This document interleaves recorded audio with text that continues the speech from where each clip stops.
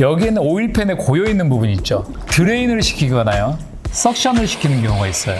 이 두 가지 방식 다 오일팬에 있는 것만 교체하는 거예요. 근데 여기에 있는 것을 빼게 되면 종이컵 3분의 2 정도 나와요.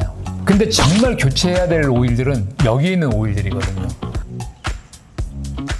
고출력 차는 해년마다 몇백은 나가야 된다고 생각을 하셔야 돼요. 연기 나는 순간 돈 1,000만 원 나갈 수. 기본적으로 3, 400. 엔진 경도 딱 들어왔어요. 기본적으로 4, 500. 안녕하십니까. 차산호 차 대표입니다. 엔진오일 같은 경우 미션오일도 그렇고 뭐 각종 소모성 부품들을 저희들이 전부 다 축출해서 수명 테스트를 다 해드리니까 교체하지 말고 저희한테 방문해 주셨으면 제가 좋을 것 같고요. 엔진오일 같은 경우는 이제 저희한테 이제 어떤 엔진오일로 어떤 식으로 교체하는 게 가장 좋겠냐라고 추천을 해주라고 고객님들이 얘기하시는 분들이 많더라고요. 그래서 제가 간단하게 설명을 드릴게요. 엔진오일은 어지간하시면 광유로 교체하지 마시고요. 합성유로 교체하는 걸 저희가 권유드려요. 고출력차라든가 이런 차들은 다 배제입니다. 뭐 아반떼, 레이, 520D, 뭐 A6 가장 보편적으로 우리가 얘기하는 공도로 주행하는 차들요. 고출력 차들은 아닙니다. 그런 차들 위주로 제가 설명을 드릴게요. 엔진오일은 어지간하시면 OW30을 제가 추천드려요. 가장 보편적인 오일입니다. 그리고 가장 이슈화되어 있는 게 뭐죠? 오일 소모. 실제 고객님들이 할 수 있는 거는 별로 없습니다. 오일이 소모가 되거나 이랬을 때요, 소음이 없고요, 진동이 없고 구조가 없다라면 기계적으로는 크게 문제는 없다라고 보셔도 돼요. 실린더 벽에 스크러치가 있거나 이렇게 되면 소음을 동반되긴 하거든요. 그 벤츠 같은 경우가 둘둘둘 바디, 저희가 지금 엔진 내려놓은 차량도 있는데 저 차량도 좀 그런 문제가 좀 발생을 해가지고 뒤에서 백색매연이 나고 엔진오일이 많이 소모돼서 저 차는 벌써 실린더 벽이 긁힌 거예요. 엔진오일 소모가 되는데 소음이나 진동이나 부조가 없다라면 무조건 엔진을 분해해서 몇백만 원씩 들여서 보링을 하는 것보다는 이걸 제가 추천드릴 것 같아요. 실린더 벽이 있고요, 피스톤이 있으면요, 압축 링, 2번 링, 그리고 세 번째가 오일 링이에요. 이것 때문에 엔진오일이 소모가 많이 돼요. 실린더 벽의 스크러치라든가 피스톤의 스커트, 이런 부분은 배제하고 말씀을 드리는 겁니다. 무슨 말씀을 드리는 거냐면, 여기서 실린더 벽에서요, 피스톤이 움직일 때마다 여기다 오일을 뿌려요. 실린더 벽에다가. 뿌리는 이유는 윤활 역할도 해주지만 폭발 압력에 피스톤 링과 오일이 합해져서 기미를 유지시켜줘요. 그리고 나서 피스톤이 밑으로 내려가죠. 여기에 이제 오일이 이제 뿌려놨잖아요. 내려오면서 긁어서 내려와야 될 거 아니에요. 이 내리는 게 뭐냐면 오일링이에요. 근데 오일링이 고착이 돼가지고요, 이 실린더 벽면으로 이게 카본 찌꺼기 때문에 똑같아져 버리면은 오일이 묻어있던 걸 긁어 내리지를 못하고 이 안으로 압축할 때 여기에 묻었던 것들이 같이 타고 올라가 버려요.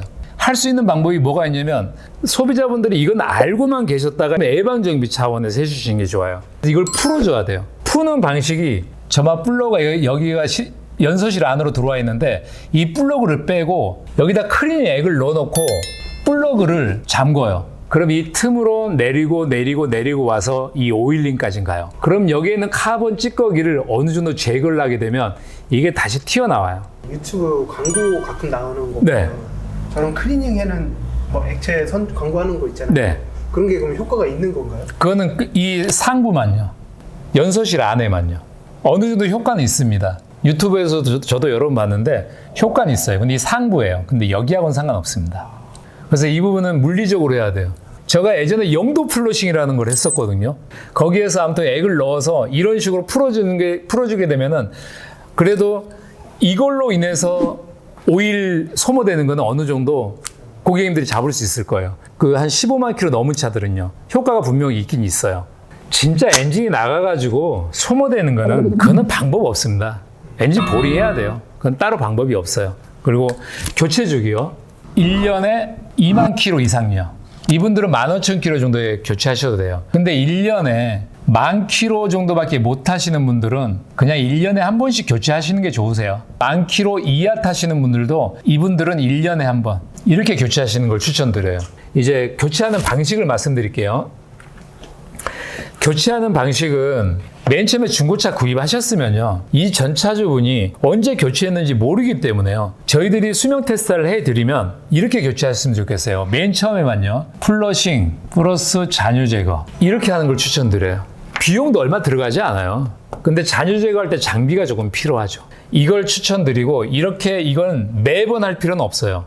3년에 한 번요. 뭐 때문에 그러냐면요. 수분 때문에 그렇습니다. 엔진오일 캡 같은 거 오래된 차들 캡을 열게 되면은 허옇게 물하고 섞인 경우를 보셨을 거예요. 부동액이 들어와서 그런 경우도 있지만요. 그럼 벌써 엔진은 이제 끝난 거고요. 근데 엔진은 너무 멀쩡한데 멀쩡하고 오일량이 늘지도 않았는데 수분이 들어가 있는 경우가 있어요. 캡에가 허옇게. 그런 경우는 엔진 내부 안에가 수분이 많다는 얘기예요. 3번에 겨울을 나면요. 이 작업을 무조건 한 번씩 하라고 합니다.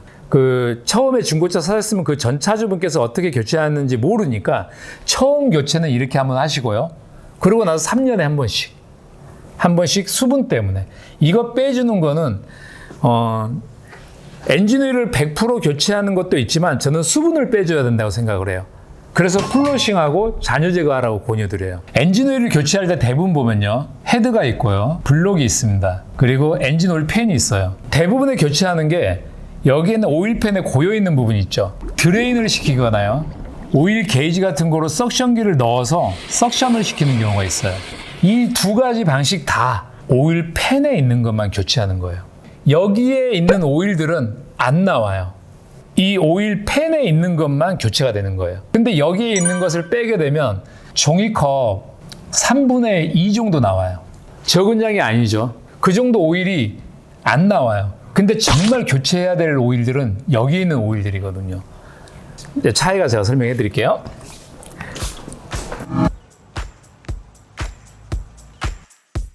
운전을 할 때 들어갈 때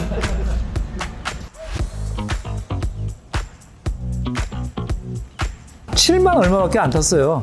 근데 벌써 저런 상황이에요. 저런 차를 만약 구입을 하시길 원하신다면 진짜 정밀 점검 꼭 받으셔야 돼요. 차선에 오시면 꼼꼼하게 봐드리겠습니다.